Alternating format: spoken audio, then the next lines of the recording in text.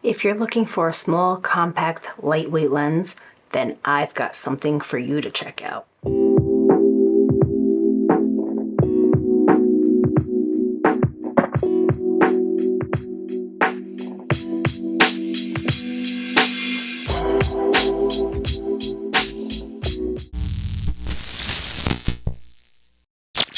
If you're new to my channel, welcome. Give me a follow on Instagram and Vero. Oh, and don't forget, subscribe to me here on YouTube. If you're already a subscriber, welcome back, and I really appreciate your support. I'm going to Australia in March, and I really have been looking for the smallest, most compact lens that I can kind of just walk around all day with, and I think I found it. I know I just want to bring one camera setup, and it's going to be the Sony a7C Mark II that I'm filming on right now because it is so small and compact. So let me introduce you to the lens I'm talking about right here. This is the Tamron 35mm f2.8. So you're probably wondering why I picked up this lens if I already have the Sony 35mm f1.8.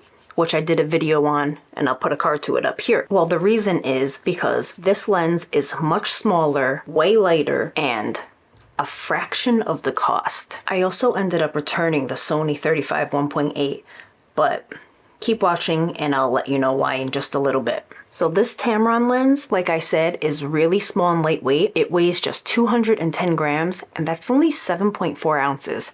Granted, it feels a little more plasticky than my Sony did, but the image quality from this is pretty stunning. The overall length of this lens is 64 millimeters, or only 2.5 inches. And I do have the lens hood on, so without the lens hood, this is it right here. The other cool thing is when you attach this lens hood, you can also keep the lens cap on. And this is a pretty cool design lens hood. Let me just show you real quick. So the lens hood itself is square, and it's not really deep. I noticed that this lens, the glass is kind of recessed, so when you put this lens hood on, it actually does a really good job and it blocks out quite a bit of the light.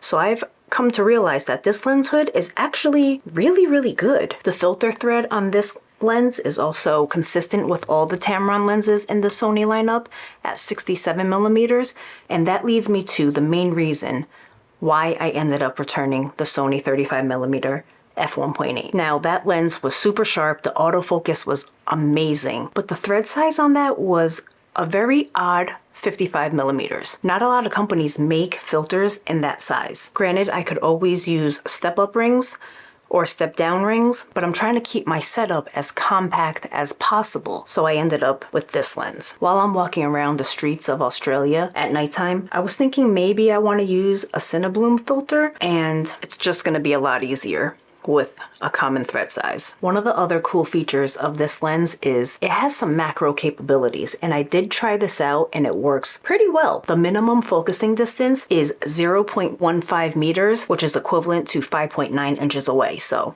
you just have to be 5.9 inches away and you can get some decent macro shots. And that gives you a maximum magnification of 1 to 2. This is actually a really great feature for, say, even food photography. And I think the best feature or pro of this lens is that it costs just $199 US. That is amazing for what you get in this lens. Now that we talked about some of the things that are great about the lens, there are cons too.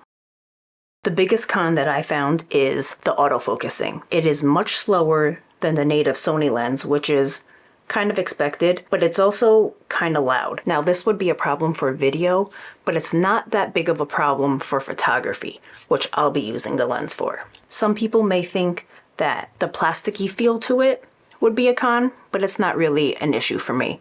And it doesn't have any of the buttons that some of the more expensive lenses have, including an aperture ring or manual focus switch, but I'm fine with it because I just set some of the buttons on my camera to do that. Another con for me, which may not necessarily apply to you, is that I also own this guy.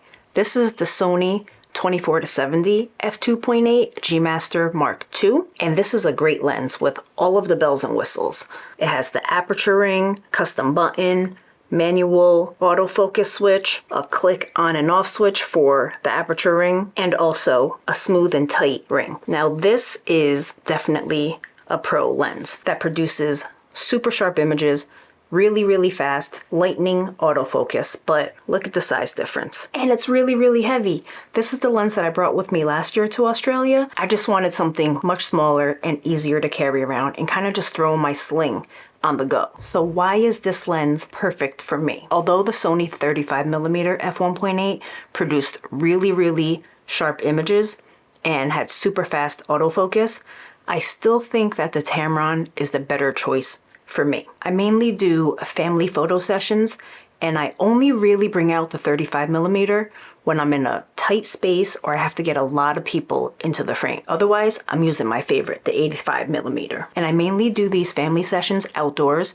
so I'm barely ever at 1.8. And because I shoot outdoors 90% of the time, I'm at f2.8 or higher anyway. So the faster 1.8 on a 35 really doesn't matter to me. I have a family session booked for May, and I have to get 18 people in the frame. It is gonna be shot outside, so this lens I think is gonna come in really handy in that scenario. And besides it being smaller and lighter, it's way cheaper. Like I said before, it costs only $199. The Sony 35 1.8 cost $700. So it's literally a fraction of the cost. With the difference in the price, I'm considering picking up the Tamron 28-200 variable aperture f2.8 to 5.6 as well. I think that might be good for travel photography, even though it's a variable aperture.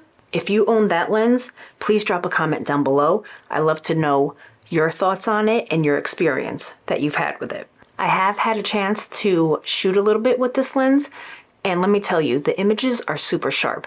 After watching many reviews on this lens, a lot of people even say this lens is sharper than the 35 1.8 in many scenarios. So that's it. Those are my reasons for choosing this lens and why I would recommend it to you. Thanks for tuning in, and I'll see you in the next one.